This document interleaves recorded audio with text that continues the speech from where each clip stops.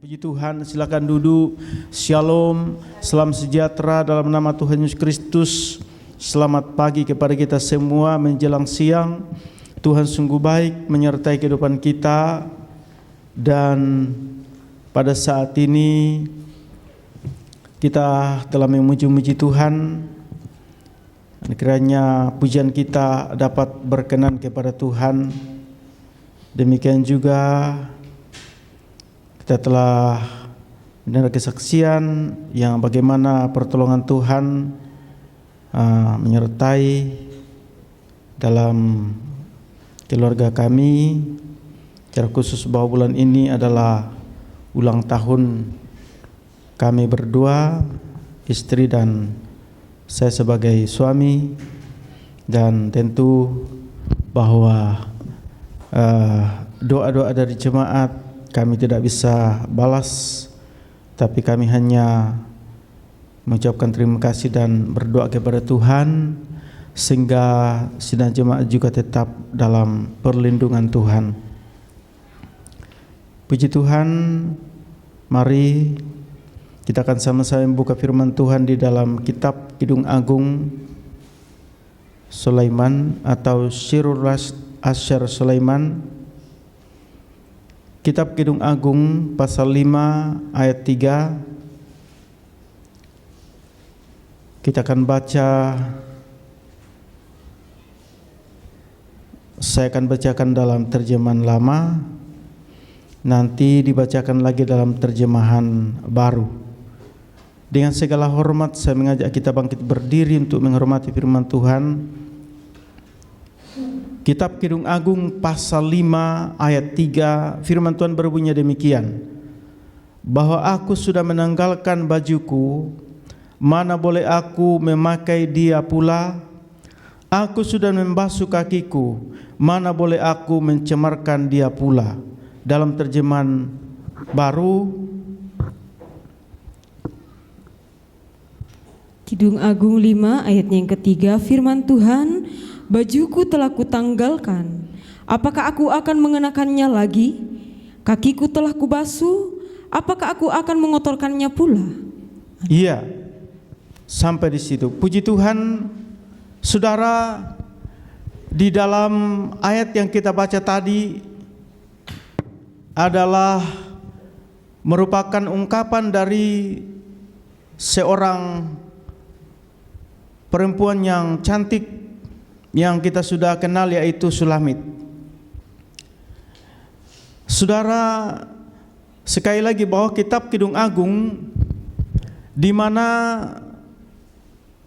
adalah kitab yang susah dimengerti. Bahkan ada beberapa pemahaman yang mengatakan bahwa kitab ini adalah kitab yang tidak layak dibicarakan apalagi dalam gereja. Orang katakan bahwa kitab ini adalah kitab vulgar. Tetapi saudara, kalau orang punya pemahaman seperti itu, maka itu wajar-wajar saja. Kenapa saudara? Karena kitab Kidung Agung ini di mana dia berbicara hubungan Sulaiman dengan Sulamit. Bahkan di situ diceritakan bagaimana cerita layaknya suami istri. Nah, sehingga saudara, bahwa kalau kita berbicara cerita layaknya suami istri, maka ini hanya bisa dipahami oleh orang dewasa. Ya, perhatikan baik-baik. Kepada anak-anak maka tidak mungkin dia mengerti dengan namanya cerita orang dewasa. Anak-anak tidak mengerti. Yang bisa mengerti cerita orang dewasa itu adalah orang dewasa. Nah saudara, ini kita artikan secara rohani bahwa Sulaiman adalah berbicara Tuhan Yesus, dan Sulamit adalah berbicara sidang jemaat Tuhan yang terdiri daripada hamba-hamba Tuhan dan anak-anak Tuhan. Nah, saudara, kita memperhatikan di sini bahwa jikalau orang yang sudah dewasa rohani, maka tentu dia akan memahami daripada cerita kitab Kidung Agung ini. Nah, sedangkan orang yang belum dewasa rohani, maka tentu dia tidak akan memahami dengan cerita kitab Kidung Agung ini. Saudara, terutama orang-orang yang tidak dipimpin oleh Roh Kudus, maka dia tidak akan memahami daripada kitab Kidung Agung ini, karena kitab Kidung Agung ini hanya diungkapkan oleh Roh Kudus kepada orang tersebut untuk bisa mengungkapkan. Karena kitab Kidung Agung ini, saudara, mengandung rahasia yang dalam. Kalau dia bercerita bagaimana hubungan Sulaiman dengan Sulamit, maka ini juga bercerita bagaimana hubungan daripada Tuhan Yesus dengan gerejanya, atau bagaimana hubungan kita dengan Tuhan. Jangan-jangan saudara kita belum pernah mengalami hubungan yang erat dengan Tuhan. Jangan-jangan kita belum pernah mengalami hubungan dengan Tuhan seperti seorang laki-laki dengan seorang perempuan. Ini yang dimaksud, ya. Sehingga saudara, kalau orang belum pernah mengalami persekutuan yang indah dengan Tuhan, maka tidak akan mengerti dengan kitab Kidung Agung. Bagaimana caranya kita mengalami persekutuan yang manis dengan, yaitu Tuhan Yesus melalui karunia-karunia. Dan saudara, kita tahu bahwa banyak gereja yang tidak percaya karunia-karunia. Sebab itu kalau orang tidak mengerti daripada kitab Kidung Agung ini, kenapa? Karena mereka tidak percaya karunia. Karena lewat karunia itulah kita bisa mengalami persekutuan yang manis dengan Tuhan. Kita bisa bercumbu-cumbuan dengan Tuhan, ya. Nah, untuk itu saudara, dalam ayat yang kita baca tadi, di mana dikatakan bahwa aku sudah menanggalkan bajuku, mana boleh aku memaki dia pula? Aku sudah membasuh kakiku, mana boleh aku mencemarkan dia pula atau mengotori dia pula? Nah, tema yang kita mau pelajari bersama pada hari ini yaitu menanggalkan baju yang lama. Menanggalkan baju yang lama. Saudara, kita memperhatikan bahwa untuk menanggalkan baju yang lama ini memang tidak semudah itu. Dan untuk membasuh kaki itu tidak segampang itu. Nah, untuk itu dalam tema ini saya coba membagi dua, yaitu poin. Ya, poin pertama, menanggalkan baju yang lama. Menanggalkan baju yang lama adalah berbicara kehidupan yang lama atau perangai yang lama yang perlu ditanggalkan dan jangan dipakai lagi, jangan diambil lagi.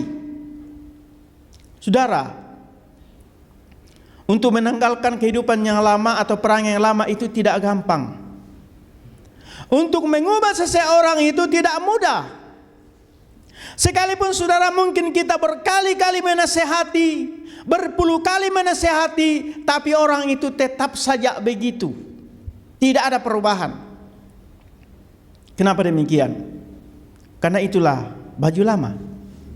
Bagaimana caranya kita bisa menanggalkan baju yang lama ini? Dan itu hanya bisa dilakukan ketika kita betul-betul berserah penuh dengan Tuhan, berserah total dengan Tuhan, bahkan menyelidik firman Tuhan dan menghidupi firman itu untuk bisa menanggalkan baju lama. Karena hanya Tuhan yang bisa mengubah pikiran kita, hati kita, sehingga kita bisa menanggalkan baju yang lama. Kalau tidak, sampai dunia kiamat kita tidak akan tinggalkan baju lama itu. Tidak mempan nasihat orang. Ada juga orang begitu dinasihati dia bisa berubah, tapi tidak semua orang seperti itu. Nah, apa itu kehidupan yang lama atau apa itu baju lama? Mari kita lihat di dalam Kolose pasal 3 ayat 5 dan ayat 10. Kolose 3 ayat yang kelima. Padamkanlah segala nafsu duniawi, yaitu zina, najis, hawa nafsu, keinginan yang jahat, dan lagi tamak yang serupa dengan penyembah berhala. Ayat yang keenam, maka oleh sebab segala perkara itulah datang murka Allah. Terus sampai ayat 10. Ayat 7, maka kamu pun dahulu melakukan dirimu di dalam hal itu, tatkala kamu hidup di dalam segala perkara itu. Tetapi sekarang hendaklah kamu pun meninggalkan segala perkara ini, kemarahan, geram, kejahatan, umpat, perkara keji yang keluar daripada mulutmu. Jangan seorang bercakap bohong kepada yang lain, sedang kamu sudah meninggalkan perangai yang lama itu dengan segala kelakuannya. 10.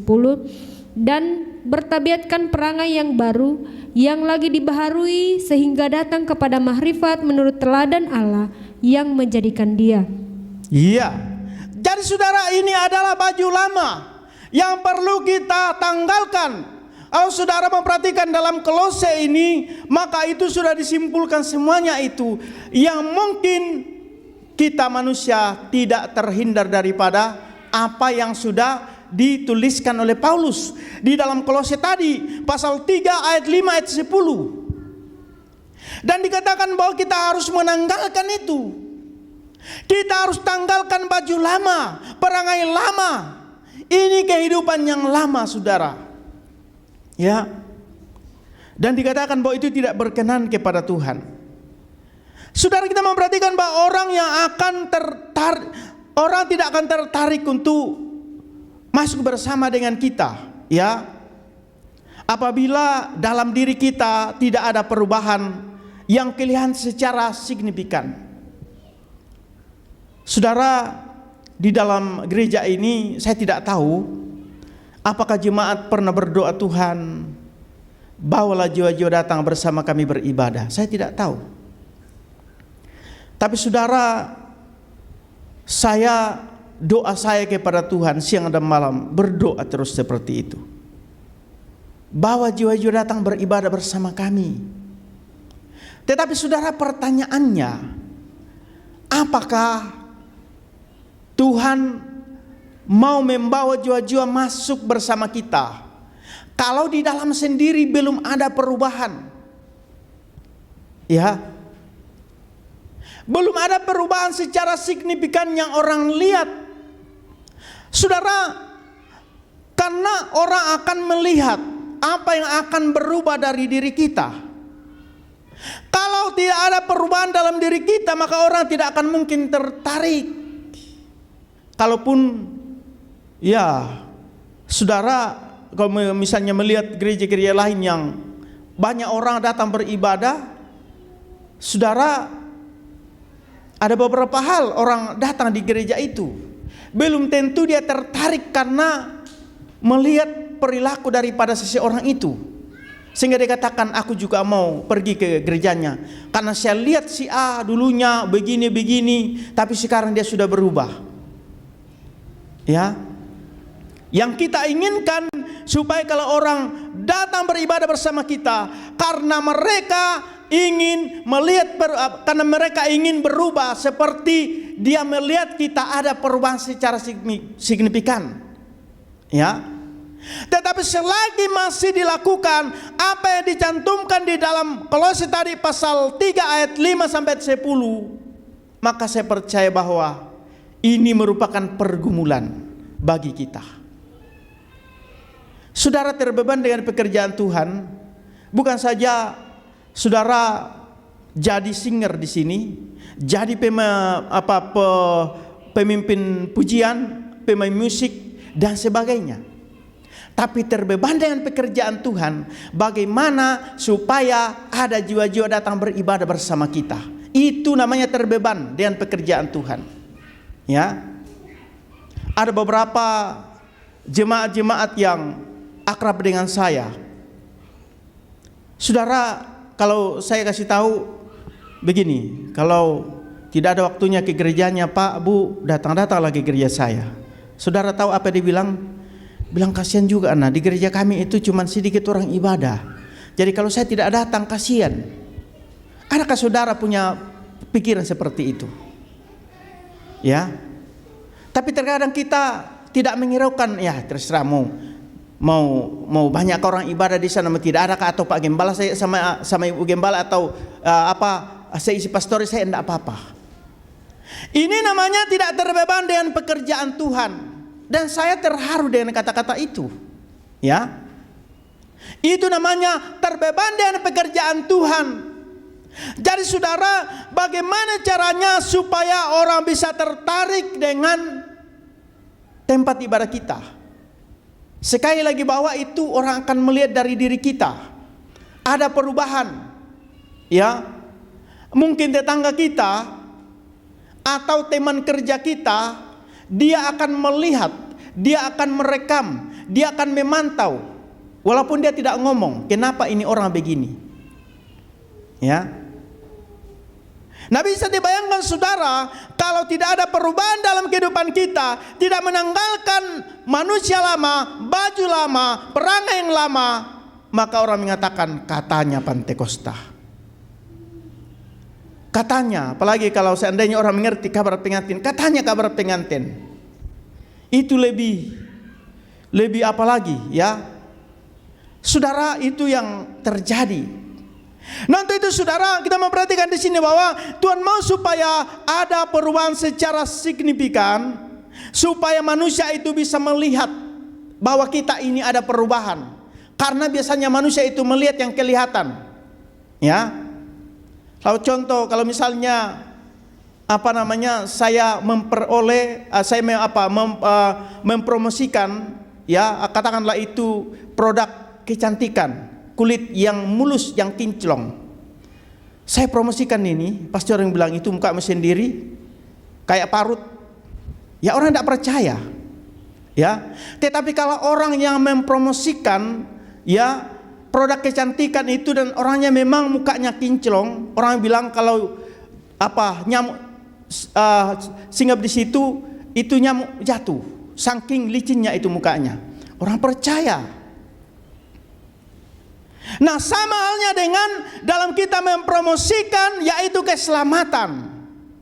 Dalam kita mempromosikan keselamatan kepada siapapun, maka itu seringkali dilihat adalah yang kelihatan.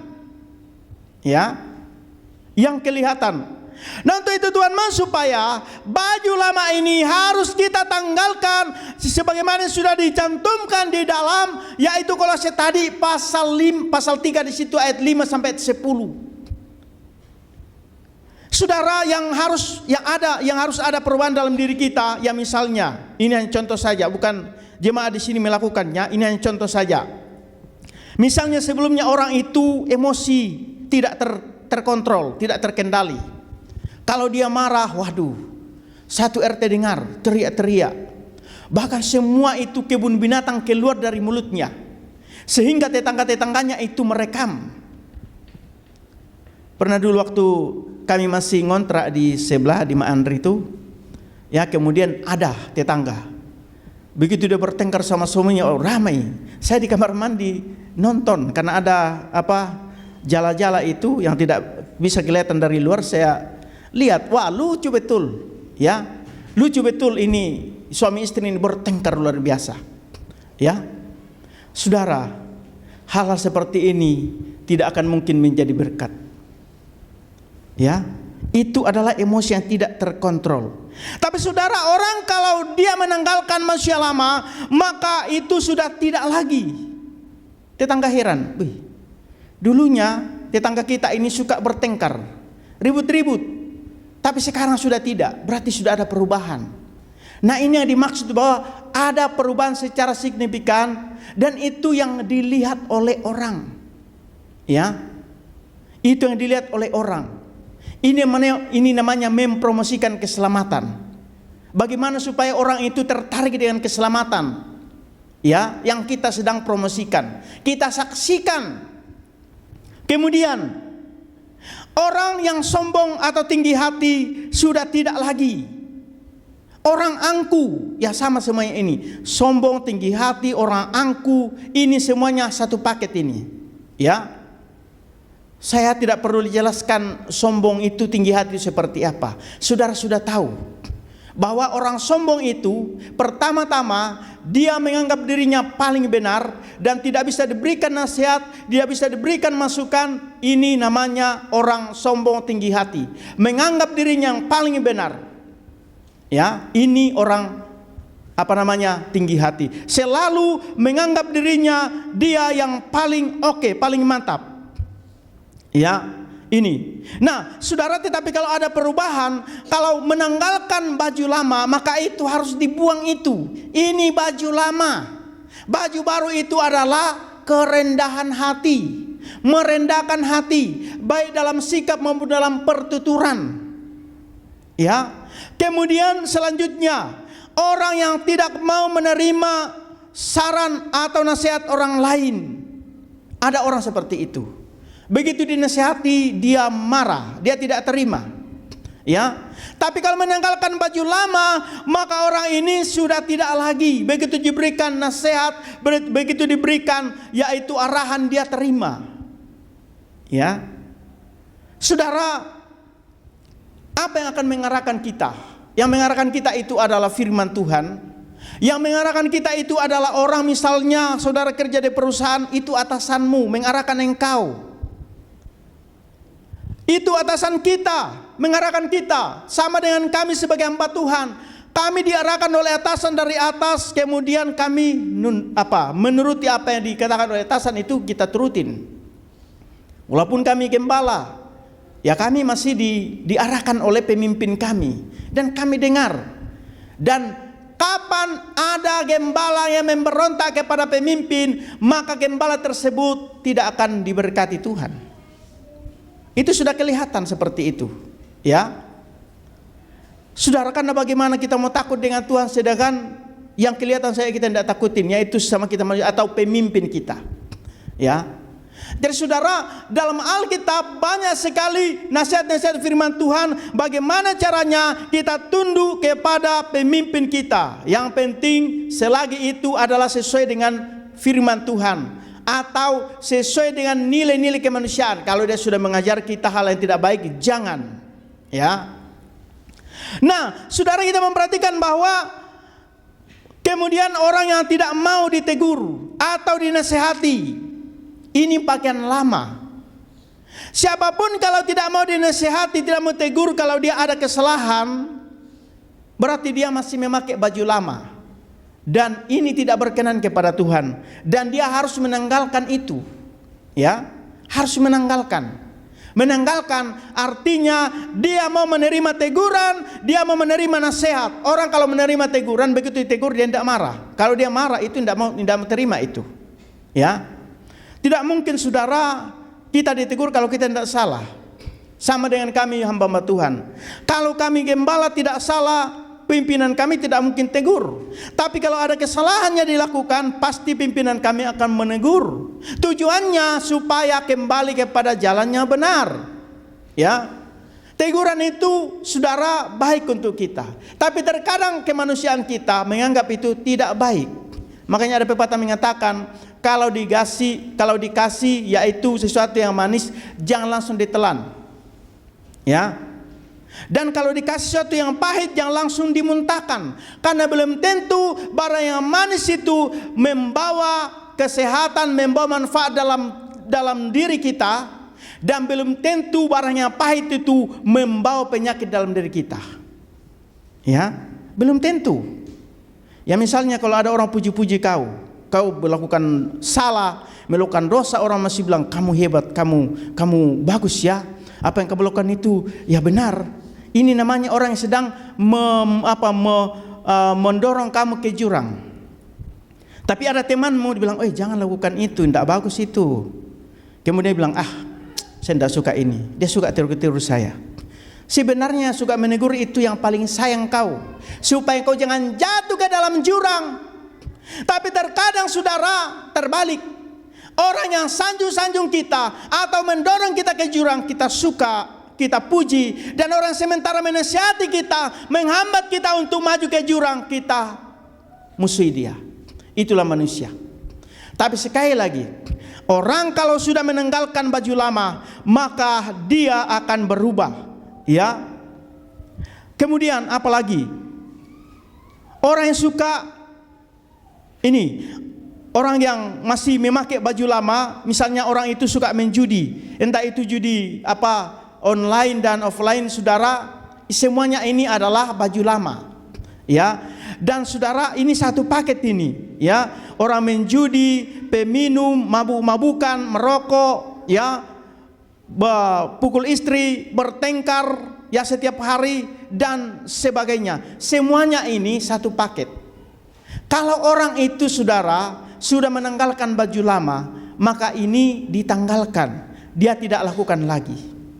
Ya, saudara, kita memperhatikan bahwa ini tidak mudah, ya, tidak mudah untuk mau melakukan hal ini. Tetapi saudara, kita memperhatikan bahwa kalau kita betul-betul mau menanggalkan baju lama ini, maka saya percaya bahwa itu bisa, ya.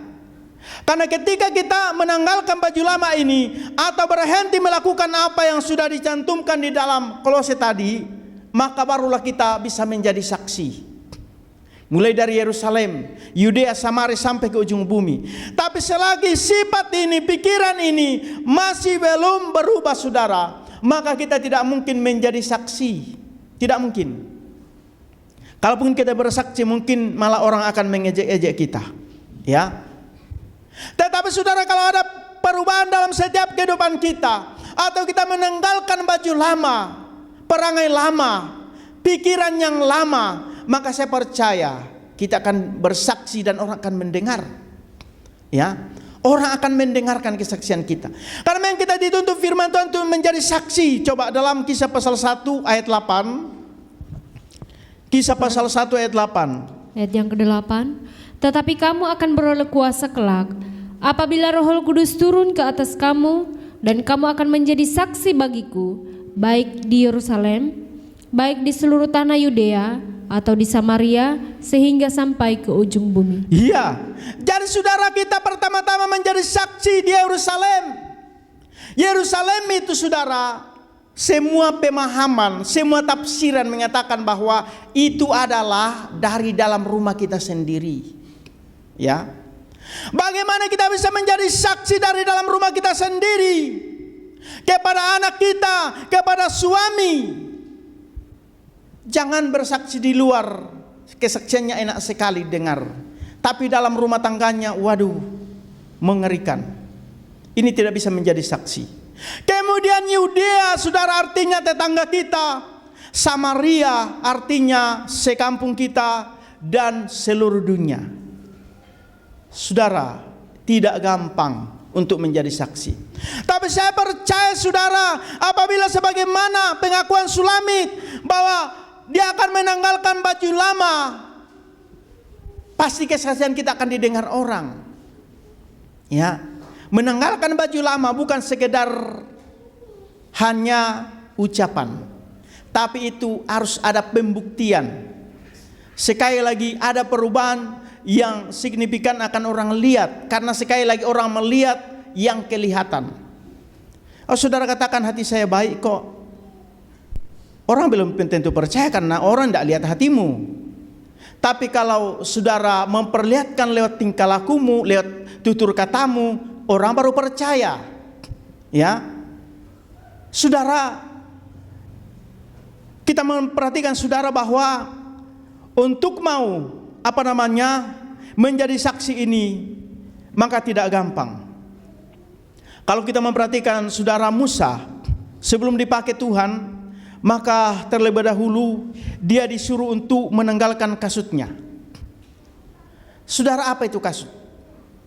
Ini sama, adalah pakaian lama, perangai lama, karakter lama, mindset yang lama yang harus ditanggalkan sebelum Tuhan pakai.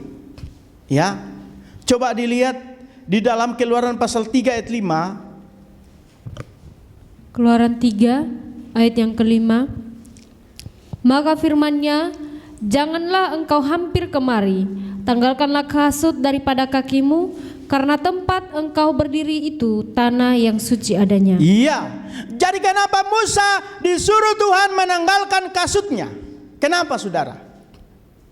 Kenapa Musa disuruh menanggalkan perangai lama, menanggalkan baju lama? Karena menurut sejarah bahwa Musa, dia dibesarkan di istana, memakan waktu kurang lebih 40 tahun dalam istana dari Firaun.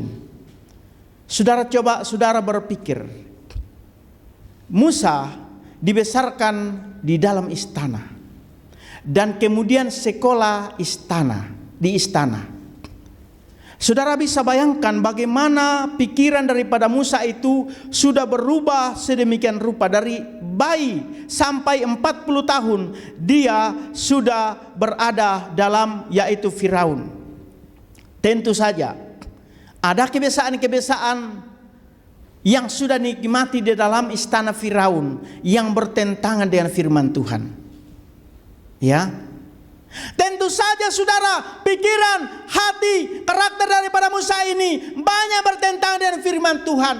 Terutama mungkin ada roh kesombongan, karena dia anak raja, dia anak angkat raja, dia hidup dengan mewah, dia berkelimpahan dengan harta. Ini semua mengalami perubahan. Alkitab mengatakan dia milih hidup bersama dengan jemaat Allah. Dia tidak milih untuk terus menikmati yaitu kesenangan dalam istana. Makanya saudara disuruh tanggalkan kasutnya. Baru Tuhan pakai dia untuk memimpin bangsa Israel. Tidak gampang saudara. Kalau Tuhan mempermuliakan saudara dan saya, kalau engkau dipermuliakan di tempat kerjamu, itu tidak mudah. Ya, ada hal-hal yang harus saudara lakukan.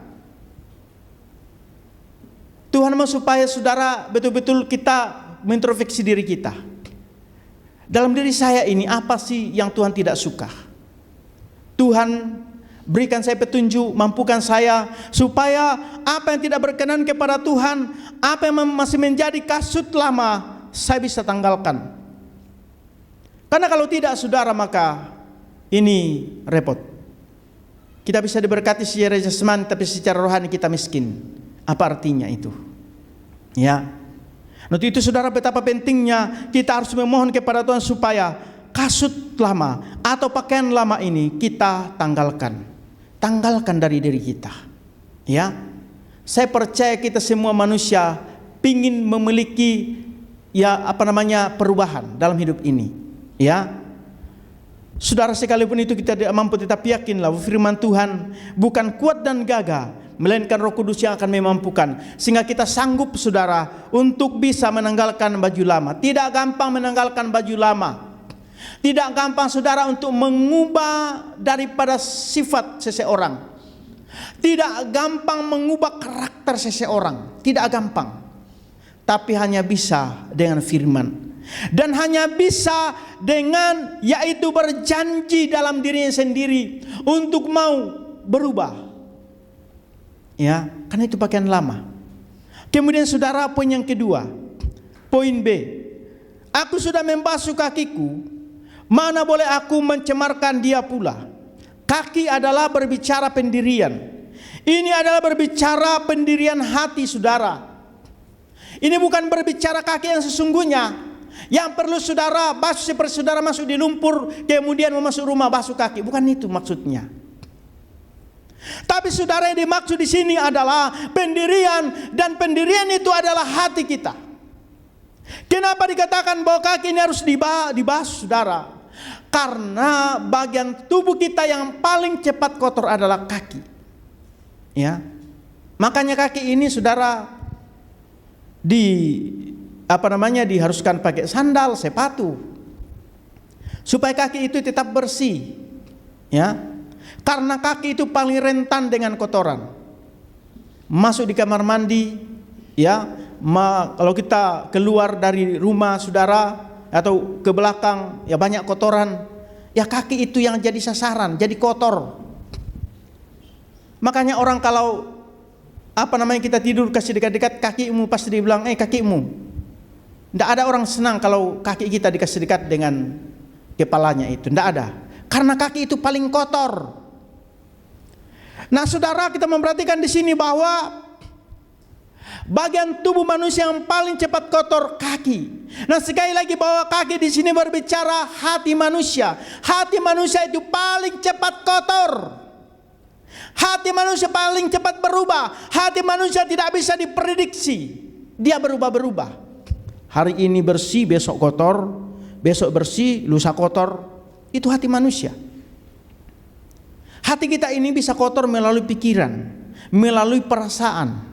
Ya, saudara, makanya hati ini perlu dijaga. Ya, dalam Matius pasal 15, coba dibaca ayat 18 dan 19. Matius pasal 15 ayat 18 dan ayat 19. Apa yang katakan di situ? Matius 15 ayat yang ke-18. Tetapi barang apa yang keluar dari dalam mulut, itulah datang dari dalam hati, maka itulah yang menajiskan orang. Karena dari dalam hati itu pun keluar pikiran yang jahat, bunuhan, zina, persundalan, pencurian, saksi dusta, hujat. Iya. Jadi saudara, ini yang mengkotori hati, ini yang membuat hati kotor. Ingat, apa yang keluar dari mulutmu itu keluar dari hatimu. Kalau keluar dari mulutmu kata-kata kurang ajar, kata-kata menyumpai orang, kata-kata kotor, itulah keluar dari hatimu. Ya, itu yang membuat kotor hatimu, pikiranmu. Makanya saudara, hati ini perlu kita jaga, karena hati ini saudara berubah-berubah. Ya, Alkitab mengatakan bahwa hati ini penipu, hati siapapun. Dan dikatakan di situ bahwa hati jemaat penipu, berarti hamba Tuhan bebas. Tapi di situ dikatakan bahwa hati manusia penipu, semua manusia penipu, mau orang percaya, orang tidak percaya, semuanya penipu, kata firman Tuhan. Baca itu dalam Yeremia pasal 17 ayat 10, ayat 9 ayat 10. Yeremia 17 ayat 9 ayat 10. Yeremia 17 ayat yang ke-9. Adapun hati itu penipu adanya, terlebih daripada segala sesuatu, sekali-kali tiada ia berketentuan. Siapa gerangan boleh mengetahui isinya? Bahwa akulah Tuhan yang menduga hati dan menyelidik batin, hendak membalas kepada tiap-tiap orang sekedar kelakuannya dan sekedar pahala perbuatannya. Iya, hati manusia itu penipu. Semua manusia penipu, baik jemaat maupun pendeta, semuanya penipu. Ini ayat Alkitab mengatakan. Tetapi bagaimana caranya supaya hati kita yang jangan menjadi hati penipu? Jaga hatimu dengan firman Tuhan. Hanya dengan firman Tuhan maka kita bisa menjaga hati kita ini. Mazmur 119 ayat 9. Kita tidak bisa menjaga hati kita dengan kekuatan kita. Baca. Mazmur 119 ayat yang ke-9. Dengan apa gerangan orang muda akan memeliharakan jalannya suci daripada salah, jikalau dipatutkannya dengan firman. Dengan firman Tuhan kita bisa menjaga hati kita. Makanya saudara, hidupi firman itu, jangan dibaca seperti baca spanduk di pinggir jalan. Saudara baca Alkitab, saudara hayati, saudara hidupi. Karena hanya firman yang bisa mengubah hati kita. Hati kita yang penipu, hati kita tidak menentu. Dari hati kita muncul jahat, muncul pembunuhan, penipuan, pembohongan dan lain sebagainya, pencurian. Itu dari hati. Kalau tidak ada firman maka jadilah itu barang. Tapi kalau ada firman Tuhan akan menjaga hati kita, maka saya percaya firman itu merupakan rem, brake. Saudara, semua apapun mobil, motor, kalau tidak ada brake-nya, tidak ada remnya, maka orang tidak akan mau pakai mobil itu. Kenapa? Karena itu akan menuju pada maut, mati. Sama dengan manusia. Manusia yang tidak ada rem di mulutnya, di hatinya, di pikirannya, ini manusia akan menuju pada kebinasaan. Sembarang saja dia ngomong. Itu saudara, sebagai jemaat Tuhan, mari kita sadar dan kita berpikir sebelum berbicara. Jangan berbicara dulu baru berpikir. Ya. Tapi berpikir dulu sebelum bicara. Karena dari situ orang akan melihat kita. Dari situ orang akan menilai kita, menilai kualitas kita. Bahwa kita ini anak Tuhan. Kalau berpikir dulu baru berbicara. Jangan berbicara baru berpikir. Maksudnya begini, sudah kata-katain orang baru bilang, aduh menyesal saya. Oh sudah terlambat. Orang sudah dengar semua. Ya. Apalagi kalau marah tidak terkontrol, situ banyak orang teriak-teriak. Orang kan dengar itu, oh sampai di rumah, aduh menyesal aku. Tadi kenapa aku marah-marah ya? Sudah menyesal, percuma. Nah untuk itu berpikir dulu baru berbicara. Dipikir dulu.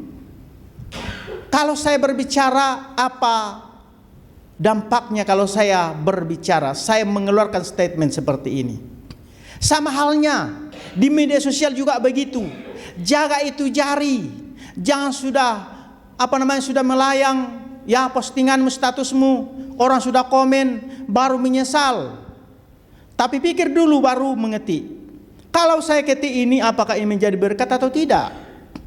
Karena dari situ juga orang akan melihat kualitas kita dari status kita. Kalau status kita hanya ngeluh kemudian mulai sepersalahkan orang, apa yang mau jadi berkat di situ? Tidak ada. Saudara, alangkah baiknya mari kita mengeluh sama Tuhan. Jangan mengeluh sama manusia. Tapi mari kita mengeluh kepada Tuhan, karena hanya Tuhan yang tahu keluhan saudara. Tuhan yang tahu apa yang sedang ada dalam hati saudara. Mari saudara, jangan biarkan kaki itu kotor. Hati ini jangan biarkan kotor, karena hati ini adalah pendirian. Kaki ini saudara, atau hati kita ini menopang seluruh kehidupan kita ini, karena dia adalah sentral dari seluruh kehidupan kita ini. Tanpa kita menjaga daripada hati kita ini, maka kita akan binasa. Ya. Maka hati ini perlu kita jaga. Menurut Amsal, coba Amsal 4 ayat 23. Bahwa jagalah hatimu dari segala yang ada. Amsal 4 ayat yang ke-23. Peliharakanlah hatimu terlebih daripada segala yang patut dipeliharakan, karena dari dalamnya terpancarlah segala mata air hidup. Dari dalamnya terpancar segala mata air hidup, artinya keselamatan. Kalau engkau mau selamat, jaga hatimu. Jaga hatimu.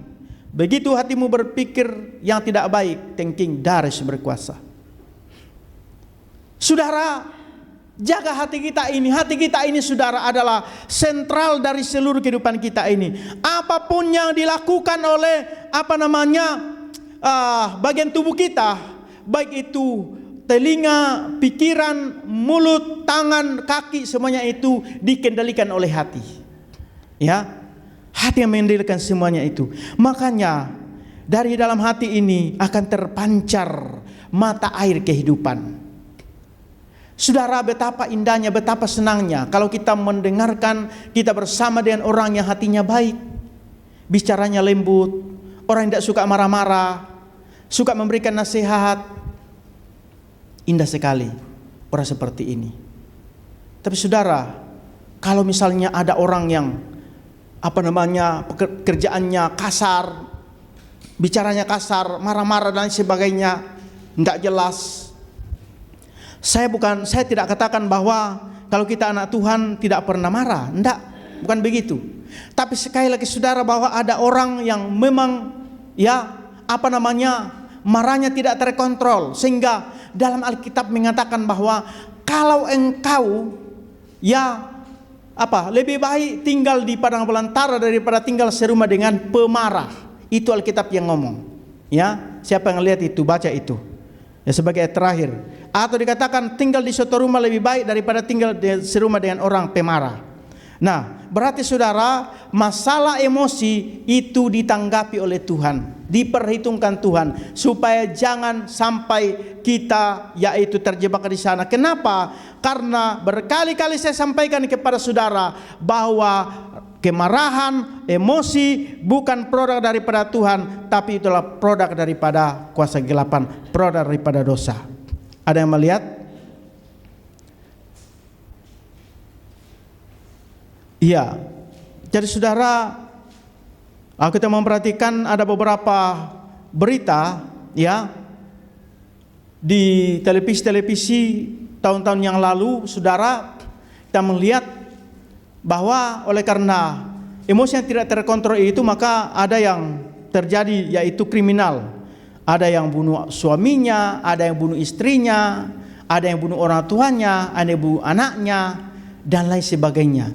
Sampai terjadi pembakaran rumah, itu karena gara-gara emosi, saudara. Nah, jadi saudara, memang Alkitab sangat menaruh perhatian dengan ya sifat seperti ini. Dan ini saudara adalah sifat-sifat lama yang perlu kita tanggalkan, yang perlu kita rubah, sehingga saudara kita menjadi orang-orang yang berkenan kepada Tuhan. Sama dengan Sulamit. Sulamit saudara, dia mengatakan bahwa dia menanggalkan baju lama, kemudian membasuh kakinya, dan dia katakan mana boleh aku menanggalkan, mana boleh mengenakan bajuku lagi itu, dan kemudian mana boleh mencemarkan kakinya lagi. Artinya saudara bahwa begitu kita meninggalkan itu, marilah kita berdoa kepada Tuhan. Marilah kita mohon kepada Tuhan, mampukan saya Tuhan, karena kita manusia memang penuh kelemahan. Kita manusia tidak dapat saudara dengan kekuatan kita untuk bisa menanggalkan manusia lama. Tetapi saudara hanya bisa dengan kekuatan yang daripada Tuhan. Tuhan memberkati, puji Tuhan, firman Tuhan.